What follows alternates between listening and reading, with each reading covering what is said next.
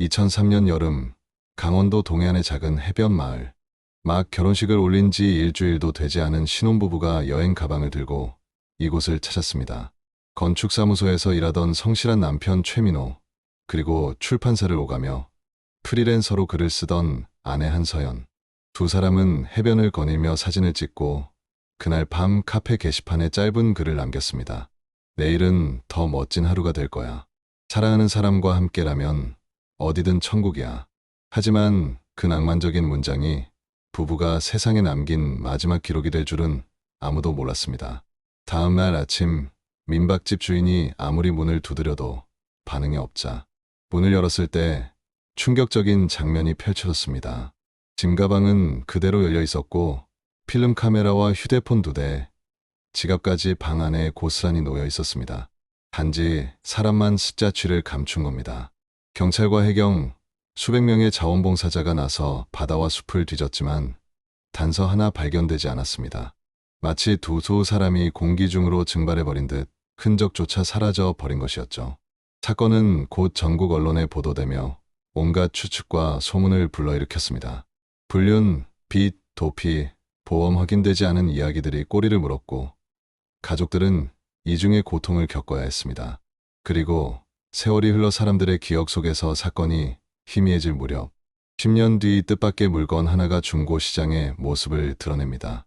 낡은 가죽 가방, 그 안쪽에 새겨진 글씨가 이 부부의 이름과 함께 모든 의문을 다시 불러냈습니다. 도대체 2003년 여름, 그들에게는 무슨 일이 있었던 걸까요? 단순한 사고였을까? 아니면 누군가의 치밀한 계획이었을까? 오늘 그 미스터리한 사건의 진실을 함께 따라가 보겠습니다. 그리고 여러분, 이런 이야기를 앞으로도 놓치지 않고 만나보고 싶으시다면 지금 구독과 좋아요를 눌러주세요. 여러분의 작은 응원이 저에게 큰 힘이 됩니다. 2003년 6월, 한여름 더위가 막 시작되려던 그 무렵의 일입니다. 서울 변두리 작은 예식장에서 소박한 결혼식이 열리고 있었습니다. 신랑 최민호는 34, 건축사무소에서 성실하게 일하는 평범한 직장인이었고, 신부 한서연은 31로 출판사에서 프리랜서 편집자로 활동하고 있었어요. 예식장 안은 백화평이 은은하게 퍼져 있었고 오래된 카펫에서 나는 약간의 곰팡내가 섞여 있었습니다. 양가 부모님과 몇몇 친구들만 참석한 조촐한식이었죠. 민호는 약간 작은 듯한 턱시도를 입고 어색하게 서 있었고 서연은 대여한 웨딩드레스 치마를 살짝 들어 올리며 걸음을 옮겼어요. 식이 끝나고 축하 인사를 나누는 동안 서연의 눈빛에는 특별한 기대감이 서려 있었습니다. 그녀는 평소 다음 카페라는 온라인 공간에서 일기처럼 글을 쓰는 사람이었어요. 몇 달 전 올린 글 중에는 이런 문장이 있었죠. 언젠가는 바다에서 새로운 삶을 시작하고 싶어요. 파도 소리를 들으며 모든 걸 새롭게 시작할 수 있다면 얼마나 좋을까요? 신혼여행지는 서연이 직접 골랐습니다. 제주도나 해외가 아닌 강원도 동해안의 작은 해변 마을이었어요. 예식장을 나서며 민호가 서연의 손을 꼭 잡았을 때 그녀의 손은 약간 차갑고 떨리고 있었습니다. 하지만 그 떨림이 설렘인지 다른 감정인지는 아무도 알 수 없었어요. 오후 늦게 출발한 버스 안에서 서연은 창밖으로 스쳐 지나가는 풍경을 바라보았습니다. 도시의 회색 건물들이 점점 푸른 산들로 바뀌어가고 있었어요. 민호는 옆자리에서 건축 잡지를 읽고 있었고 버스 엔진 소리와 에어컨 바람 소리가 조용히 섞여 흘렀습니다. 서연은 가방 속에서 작은 노트를 꺼내 무언가를 적기 시작했어요. 펜 끝에서 나는 잉크 냄새와 함께 새로운 시작에 대한 간절한 마음이 종이 위로 스며들어갔습니다. 해가 서쪽 산등성이 너머로 기울어져 가고 있었고 버스는 구불구불한 해안도로를 따라 달려갔습니다. 민호와 서연, 두 사람은 아직 몰랐어요. 이것이 그들이 함께 보는 마지막 석양이 될 거라는 걸 말이죠. 동해안 작은 마을에 도착한 것은 저녁 8시가 넘어서였습니다. 민박집은 바닷가에서 걸어서 3분 거리에 있는 2층 건물이었어요. 낡은 나무 계단을 올라가며 발걸음 소리가 뚝뚝 울렸고 복도에는 오래된 리놀륨 바닥재에서 나는 특유의 냄새가 배어 있었습니다. 2층 모퉁이 방이 그들의 신혼 첫날 밤을 보낼 곳이었어요. 문을 열자 바닷바람이 살랑 들어왔고 창문 너머로는 어둠 속에서도 하얀 포말이 부서지는 파도가 보였습니다. 방 안은 온돌 바닥이 따뜻했고 이불에서는 세탁 세제 냄새와 함께 바다 짠내가 희미하게 배어 있었어요. 민호는 여행 가방을 내려놓으며 창가로 다가갔습니다. 밤바다에서 들려오는 파도 소리가 규칙적으로 방 안을 채웠어요. 서연은 가방에서 당시 막인기를 끌기 시작한 디지털 카메라를 꺼내더니 창가에 서 있는 민호의 뒷모습을 찍었습니다. 셔터 소리가 작게 딸깍 울렸고 액정 화면에 흐릿한 실루엣이 떠올랐어요. 다음 날 아침 해가 수평선 너머로 떠오르는 장관을 보러 두 사람은 해변으로 나갔습니다. 모래는 아침 이슬로 촉촉했고 발바닥에는 차가운 감촉이 전해졌어요. 갈매기들이 머리 위를 날아다니며 끼익끼익 울어댔고 바람에 실려오는 해조류 냄새가 코끝을 스쳤습니다. 서연은 필름 카메라를 들고 민호를 향해 셔터를 눌렀어요. 아직 어색한 포즈를 취하는 신랑의 모습이 필름 속에 영원히 새겨졌습니다. 민호도 디지털 카메라로 파도를 배경으로 서 있는 서연을 찍었어요. 그녀는 하얀 원피스를 입고 있었는데 바람에 치마가 살랑거렸고 머리카락이 뺨을 스쳤습니다. 오후에 서연은 마을 PC방에 들렀습니다. 당시만 해도 노트북을 여행지에 가져가는 건 흔한 일이 아니었거든요. 키보드를 두드리는 소리와 함께 다음 카페에 새 글을 올렸어요. 제목은 바다와 함께 시작하는 하루였습니다. 글에는 아침 해변 산책 이야기와 함께 찍은 사진 몇 장이 첨부되어 있었어요. 서연의 문체는 평소처럼 감성적이고 따뜻했습니다. 글의 마지막 문장은 이랬어요. 내일은 더 멋진 하루가 될 거야. 그 문장을 쓸 때 서연의 손끝이 살짝 떨렸는지는 아무도 몰랐습니다. 그저 신혼여행의 설렘으로만 여겨졌을 뿐이죠. 이튿날 오전 11시 민박집 주인 박 씨는 이상함을 느꼈습니다. 체크아웃 시간이 1시간이나 지났는데도 2층 모퉁이 방에서는 아무 소리가 들리지 않았어요. 평소라면 짐을 싸는 소리나 문 여닫는 소리라도 있을 텐데 말이죠. 복도는 고요했고 다른 방 손님들의 발자국 소리만 간간히 들릴 뿐이었습니다. 박 씨가 방 문을 두드렸지만 대답이 없었어요. 손님, 체크아웃 시간이 지났는데요. 목소리가 복도에 메아리 쳤지만 여전히 조용했습니다. 불안한 마음에 마스터키로 문을 열었을 때 방 안의 모습은 평범해 보였어요. 침대는 사용한 흔적이 분명했고 이불은 구겨져 있었습니다. 하지만 사람은 없었어요. 그것도 완전히 말이죠. 침대 머리맡에는 민호의 검은색 가죽 지갑이 그대로 놓여 있었고 드레서 위에는 서연의 화장품들이 가지런히 정리되어 있었습니다. 필름 카메라와 디지털 카메라 모두 책상 위에 있었어요. 심지어 당시 흔하지 않았던 폴더폰 2개까지 충전기에 연결된 채 나란히 놓여 있었습니다. 옷가지들도 마찬가지였어요. 서연의 하얀 원피스는 옷걸이에 걸려 있었고 민호의 청바지와 티셔츠는 의자 등받이에 걸쳐져 있었습니다. 여행용 가방 안에는 아직 입지 않은 옷들이 정리되어 있었고 세면 도구들도 욕실 선반에 가지런히 놓여 있었어요. 방 안에는 서연이 사용하던 샴푸 냄새가 희미하게 남아 있었습니다. 박 씨는 당황했어요. 30년 넘게 민박을 운영하면서 이런 일은 처음이었거든요. 손님들이 모든 짐을 두고 사라진다는 게 말이 되나요? 더욱 이상한 건 방 안에 다툰 흔적이나 어지러워진 모습이 전혀 없었다는 거예요. 마치 잠깐 산책을 나간 것처럼 모든 게 평온했습니다. 오후 1시가 넘어서야 박 씨는 마을 파출소에 신고했어요. 파출소장은 오토바이를 타고 와서 방을 둘러보더니 고개를 갸우뚱했습니다. 2003년 시골 파출소는 인력도 장비도 부족했어요. 전담 수사관도 없었고 CCTV도 마을 입구 편의점에 낡은 흑백 녹화기 하나뿐이었습니다. 파출소장은 일단 주변을 둘러보자며 해변으로 향했어요. 모래사장에는 전날 많은 사람들이 지나간 발자국들이 뒤섞여 있었고 밀물과 썰물이 흔적들을 지워가고 있었습니다. 바람은 여전히 불고 있었고 갈매기들은 평상시처럼 울어댔어요. 하지만 최민호와 한서연이 어디로 갔는지 알려주는 단서는 아무것도 없었습니다. 그렇게 신혼부부 실종 사건의 골든타임 24시간이 허무하게 흘러갔어요. 실종 신고가 접수된 후 며칠이 지나면서 작은 단서들이 하나둘 모여들기 시작했습니다. 마을 유일한 편의점에서 아르바이트를 하던 19살 대학생 김모 군이 첫 번째 증언자였어요. 그는 실종 전날 밤 8시쯤 민호가 음료수 2병과 과자를 사갔다고 기억했습니다. 편의점 안은 형광등 불빛이 하얗게 깔려 있었고 에어컨 바람 소리와 함께 냉장고 윙윙거리는 소리가 계속 들렸어요. 김군은 민호가 계산대 앞에서 지갑을 꺼내는 모습을 또렷이 기억했습니다. 평범한 직장인 차림이었고 특별히 초조해 보이거나 이상한 점은 없었다고 했어요. 하지만 편의점 CCTV는 도움이 되지 않았습니다. 2003년 당시 시골 편의점에 설치된 건 흑백 녹화기였거든요. 화면은 거칠었고 얼굴을 제대로 알아볼 수 없을 정도로 흐릿했어요. 그저 키 큰 남성이 물건을 사는 모습만 희미하게 기록되어 있을 뿐이었습니다. 더 중요한 증언은 서울에서 온 관광객 부부에게서 나왔어요. 그들은 실종 전날 밤 10시쯤 해안가 방파제를 산책하다가 이상한 소리를 들었다고 했습니다.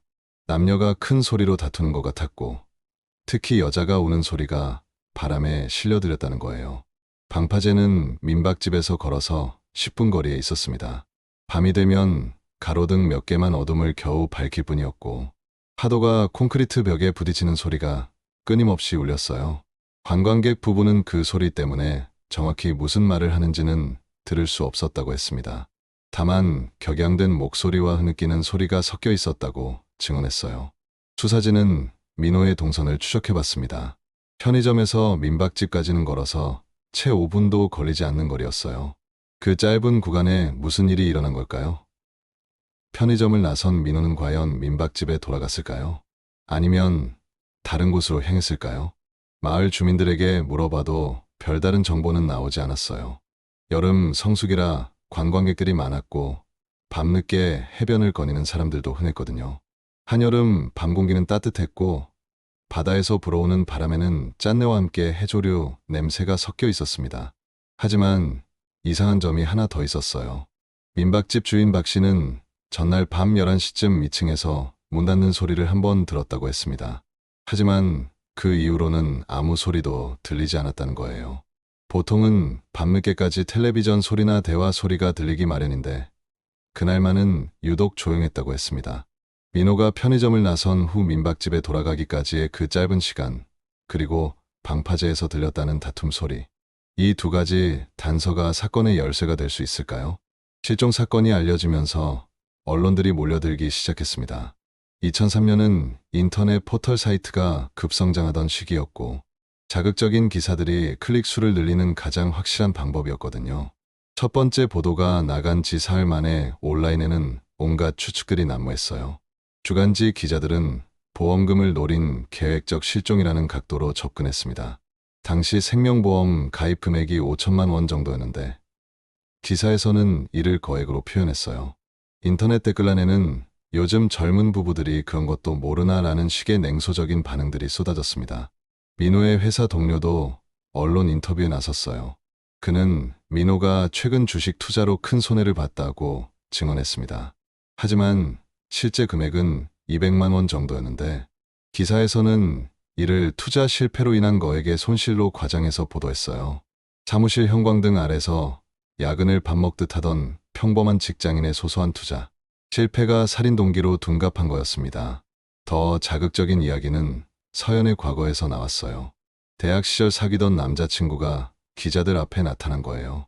그는 실종 2달 전쯤 서연이에게서 연락을 받았다고 주장했습니다. 카페에서 만났는데 서연이 결혼 생활에 대해 고민이 많아 보였다는 거였어요. 원두가란에는 소리와 에스프레소 머신의 쉬익 소리가 들리는 카페에서 나눈 대화가 스캔들로 포장되었습니다. 하지만 이 증언도 의문스러운 부분이 많았어요.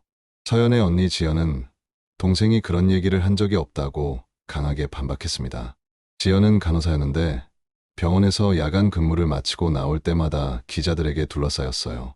소독약, 냄새가 배인 간호복 차림으로 카메라 플래시를 받으며 우리 서연이는 그런 아이가 아니다라고 목소리를 높였습니다. 가장 억울한 사람은 민박집 주인 박 씨였어요. 40년 가까이 성실하게 살아온 마을 어른이 하루아침에 용의자 취급을 받게 된 거였어요. 기자들은 마지막 목격자라는 제목으로 그를 인터뷰했고 인터넷에서는 민박집 주인이 수상하다는 글들이 올라왔습니다. 마을 사람들도 점점 박 씨를 멀리하기 시작했어요. 박 씨는 마을 이장을 찾아가 하소연했습니다. 내가 뭘 잘못했다고 이런 취급을 받아야 하나요? 목소리에는 분노와 함께 깊은 서러움이 배어 있었어요. 이장의 사랑방에서는 늘 마시던 보리차 냄새가 났지만 그날만큼은 쓰디쓴 느낌이었습니다. 언론의 관심이 뜨거울수록 진실은 더욱 멀어져 갔어요. 자극적인 추측들이 사실인 양 받아들여졌고 평범한 신혼부부의 실종 사건은 어느새 추악한 스캔들로 변질되어 갔습니다. 진짜 범인이 따로 있다면 이런 상황이 얼마나 유리했을까요? 언론의 관심이 시들해져 갈 무렵 남겨진 가족들의 진짜 고통이 시작되었습니다. 민호의 부모는 평생 성실하게 살아온 공무원 부부였어요. 아버지는 구청 토목과에서 35년을 근무했고 어머니는 초등학교 급식실에서 일했습니다. 그들에게는 아들이 범죄자 취급을 받는다는 게 견딜 수 없는 일이었어요. 어머니는 언론사 앞에서 울부짖었습니다. 우리 민호는 그런 아이가 아니에요. 개미 한 마리도 못 죽이는 착한 아이라고요. 목소리는 쉬어 있었고 눈은 며칠 밤을 새운 듯 퉁퉁 부어 있었어요. 아버지는 옆에서 떨리는 손으로 아내의 어깨를 감쌌습니다. 기자들 카메라 플래시가 터질 때마다 두 사람은 더욱 작아 보였어요. 서연의 언니 지연은 다른 방식으로 싸웠습니다. 대학병원 간호사로 일하면서도 주말마다 동해안으로 내려가 전단지를 뿌렸어요. 동생을 찾습니다라는 제목 아래 서연의 사진과 실종 당일 상황이 적혀 있었습니다. 지연의 손은 전단지를 나눠주느라 거칠어졌고 바닷바람에 얼굴은 따갑도록 탔어요. 여름이 지나고 가을이 와도 실마리는 보이지 않았습니다. 그러자 지연은 사설 탐정까지 고용했어요. 간호사 월급으로는 부담스러운 비용이었지만 동생을 찾기 위해서라면 뭐든 할 각오였어요. 탐정 사무소는 좁은 건물 3층에 있었고 담배 냄새와 커피 찌꺼기 냄새가 섞여 있었습니다. 사설 탐정은 통신사 협조를 통해 중요한 단서를 찾아냈어요. 실종 전날 밤 서연의 휴대폰에 번호 표시 제한 전화가 걸려온 기록이 있었던 거예요. 통화 시간은 정확히 50초였습니다. 공중전화도 아니고 일반 전화도 아닌 정체를 알 수 없는 발신자였어요. 50초면 뭔가 급한 얘기를 했다는 뜻이에요. 탐정이 지연에게 말했습니다. 사무실 창밖으로는 도심의 소음이 들려왔고 형광등이 희미하게 깜빡거렸어요. 누군가 서연 씨를 어디론가 부른 것 같습니다. 하지만 그 누군가가 누구인지는 알 수가 없었어요. 민호의 부모와 서연의 언니는 서로 만나 이야기를 나누기도 했습니다. 처음엔 어색했어요. 언론에서 워낙 민호를 범인처럼 몰아갔거든요. 하지만 실제로 만나보니 모두 똑같이 상처받고 절망에 빠진 사람들이었습니다. 지연의 아파트 거실에서 네 사람이 마주 앉았을 때 공기는 무거웠어요. 민호 어머니는 서연의 고등학교 졸업 앨범을 넘기면서 눈물을 흘렸습니다. 이렇게 예쁜 아이를 우리 민호가 어떻게 해쳤겠어요. 목소리가 떨렸어요. 지연도 울었습니다. 민호 오빠도 착한 사람이라는 거 알아요. 하지만 서로를 위로해도 현실은 바뀌지 않았어요. 두 사람은 여전히 행방불명이었고 세상은 여전히 그들을 의심의 눈초리로 바라보고 있었습니다. 가족들에게는 매일매일이 고문 같은 시간이었어요. 진실이 밝혀질 때까지 이 고통은 계속될 터였습니다. 시간은 무정하게 흘러 2013년이 되었습니다. 실종 10년째 세상은 많이 달라져 있었어요. 스마트폰이 보급되고 소셜 네트워크가 일상이 되었지만 최민호와 한서연의 행방은 여전히 오리무중이었습니다.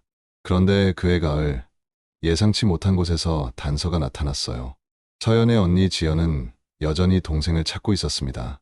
이제는 인터넷 중고거래 사이트까지 샅샅이 뒤지고 있었어요. 혹시 누군가 서연의 물건을 팔고 있을지도 모른다는 생각에서였습니다. 그러던 어느 날 한 개인 판매자가 올린 게시물이 지연의 눈길을 사로잡았어요. 오래된 가죽 여행 가방 판매합니다라는 제목의 글이었습니다. 사진 속 가방은 낡고 모서리가 해졌지만 지연에게는 너무도 익숙한 모양이었어요. 가슴이 쿵쾅거리기 시작했습니다. 분명히 서연이 신혼여행 때 가져갔던 그 가방 같았거든요. 지연은 즉시 판매자에게 연락했어요. 만남 장소는 지하철역 근처 카페였습니다. 오후 햇살이 유리창을 통해 들어오는 조용한 공간이었고 원두 볶는 냄새가 은은했어요. 판매자는 50대 중반의 남성이었는데 가방을 보자마자 지연은 확신했습니다. 내부 안감이 찢어진 모양, 옆쪽 작은 주머니의 위치, 심지어 손잡이의 색깔까지 모든 게 일치했어요. 그런데 가장 결정적인 증거는 가방 모서리 안쪽에 있었습니다. 볼펜으로 작게 적힌 글씨가 보였거든요. 민호 앤드 서연. 서연이 신혼여행 전에 장난스럽게 적어 넣었던 바로 그 글씨였어요. 이 가방 어디서 구하신 거예요? 지연의 목소리가 떨렸습니다. 판매자는 당황스러워했어요. 몇 년 전 벼룩시장에서 샀다고 했지만 정확한 기억은 없다고 했습니다. 커피잔을 든 손이 미세하게 흔들렸고 시선을 자꾸 피하려 했어요. 지연은 즉시 경찰에 신고했습니다.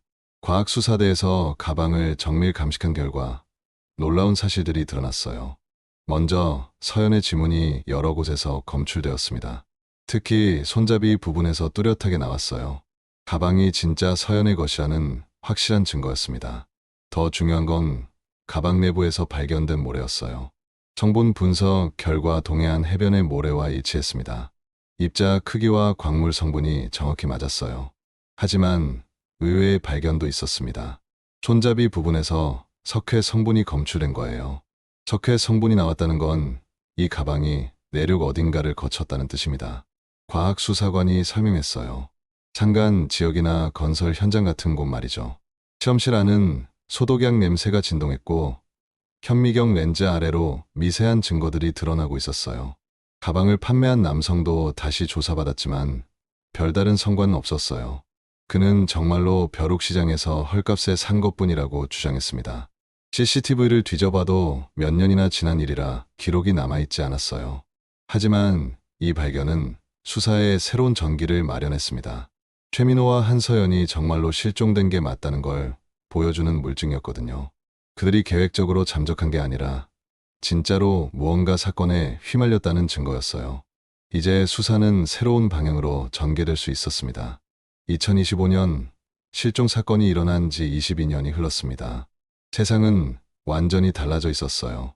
인공지능과 메타버스가 일상이 되었고 동해안 작은 마을도 대형 리조트로 변모했습니다. 하지만 최민호와 한서연의 행방은 여전히 미궁 속이었어요. 만약 두 사람이 살아있다면 민호는 57살, 서연은 54이 되었을 나이였습니다. 하지만 그들을 기다리는 가족은 이제 얼마 남지 않았어요. 민호의 부모님은 몇 년 전 병원으로 세상을 떠나셨고 서연의 부모님도 마찬가지였습니다. 이제는 서연의 언니 지연만이 홀로 진실을 찾는 일을 이어가고 있었어요. 지연은 이제 50을 넘긴 나이가 되었지만 포기하지 않았습니다. 병원에서 은퇴한 후에는 아예 실종자 찾기 운동에 전념하고 있었어요. 개인 블로그를 운영하며 사건을 알리고 팟캐스트에도 출연해서 동생 이야기를 들려줬습니다. 목소리에는 세월의 무게가 실려 있었지만 여전히 희망을 놓지 않는 의지가 담겨 있었어요. 사건 현장이었던 민박집은 이미 사라진 지 오래였습니다. 그 자리에는 번쩍이는 현대식 리조트가 들어서 있었어요. 로비는 대리석으로 치장되어 있었고 에어컨에서 나오는 차가운 바람과 함께 고급 향수 냄새가 은은하게 퍼져 있었습니다. 하지만 해변 한쪽에는 작은 벤치 하나가 남아 있었어요. 그 벤치에는 작은 명패가 붙어 있었습니다. 이곳에서 실종된 신혼부부를 기억합니다. 라고 적혀 있었어요. 지연이 몇 년 전 마을에 부탁해서 설치한 것이었습니다. 바람에 바래긴 했지만 아직도 글씨는 선명했어요. 가끔 관광객들이 앉아서 바다를 바라보곤 했지만 그들 대부분은 이곳에서 벌어진 미스터리를 모르고 있었습니다. 최근 들어 인공지능을 활용한 수사 기법이 도입되면서 오래된 미제 사건들이 다시 주목받기 시작했어요. 경찰도 이 사건을 재검토하고 있었습니다. 당시 흐릿했던 CCTV 영상을 AI로 복원하고 수십 년 동안 축적된 데이터를 새로운 방식으로 분석하고 있었어요. 하지만 여전히 핵심적인 의문들은 풀리지 않았습니다. 서연의 휴대폰에 걸려온 그 50초짜리 전화는 누가 걸었을까요? 방파제에서 들렸다는 다툼 소리의 정체는 무엇일까요? 그리고 서연의 가방은 어떻게 10년 후 중고거래 사이트에 나타날 수 있었을까요? 어느 봄날 지연은 다시 그 해변을 찾았습니다. 파도 소리는 22년 전과 똑같았고 갈매기들도 여전히 울어댔어요. 하지만 모든 게 달라져 있었습니다. 지연은 벤치에 앉아 바다를 바라보며 생각했어요. 동생이 마지막으로 본 풍경이 이랬을까? 그때 서연은 무슨 생각을 하고 있었을까? 바닷바람이 지연의 머리카락을 스쳤습니다. 짠내와 함께 희미한 꽃향기도 섞여 있었어요. 파도는 끊임없이 모래사장을 적시고 있었고 수평선 너머로는 해가 기울어져 가고 있었습니다. 2003년의 그날도 이런 석양이었을까요? 2003년의 실종은 단순한 미스터리가 아니었습니다. 남겨진 가족들에게는 22년 넘는 시간 동안 계속된 고통이었어요. 진실은 과연 영원히 바다 속에 잠겨 있을까요? 아니면 언젠가는 파도와 함께 육지로 밀려올까요? 최민호와 한서연의 이야기는 아직 끝나지 않았습니다. 어디선가 그들이 돌아오기를 기다리는 사람이 있는 한 말이에요.